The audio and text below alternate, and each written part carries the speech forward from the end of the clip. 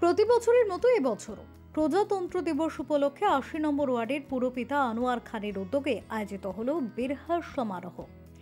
বীরহার সমারোহ হিন্দি ভাষাভাষী মানুষের মধ্যে ভীষণ জনপ্রিয়। দেশের যারা বীর সন্তান তাদের বিভিন্ন বীরত্বের কাহিনী সকলের সামনে তুলে ধরা হয় এই বীরহার সমারোহের মাধ্যমে।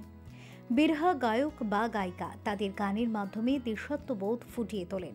কয়েকশো বছর ধরেই এই বীরহার সমারোহ ভারতীয় সংস্কৃতির অঙ্গ।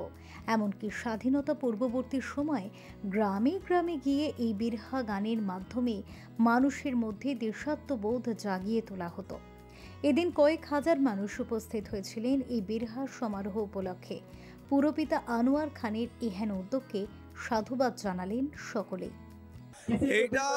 এটা হচ্ছে মানে হিন্দি ভাষাভাষী যেটা কালচার প্রোগ্রাম হচ্ছে লোকগীত মানে বিরহাতে অনেকে কিছু মানে জাগৃত মানে যখন স্বাধীনতার যে লড়াই চলছিল তখন বিরহা গেয়ে মানুষকে উত্তেজনা করা হচ্ছিল কি জেগে উঠো, আমরা এই ইংরেজদের বিরুদ্ধে এই লড়াইয়ের মধ্যে আমরা নামবো। তো এই বিরহা ওই সময় মানুষকে জাগৃত করার জন্য বিরহা ছিল। আজকে ওই বিরহাটা আমরা 26শে মানে আমাদের গণতন্ত্র দিবসে আমরা এই বিরহাটাকে প্রত্যেক বছরই আমরা কিন্তু ওই তারাতলা মাঠে করি। এইখানে অনেক বেশি ভিড় হয় আর অনেকে দূর দূর থেকে লোক শুনতে আসে। এটা কলকাতা পোর্টের এলাকা। আর ববি হাকিম এখানে কতবার উনি এসছেন এখানে বিরাজে।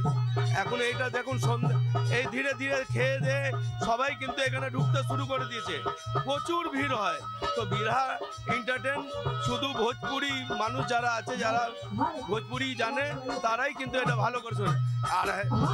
আর এতে উর্দুতে বলে কাওয়ালি, এটা তো ভোজপুরিতে বিরহা বলে। এটাই কনসেপ্ট আছে। ফেরো রিপোর্ট, চ্যানেল 10।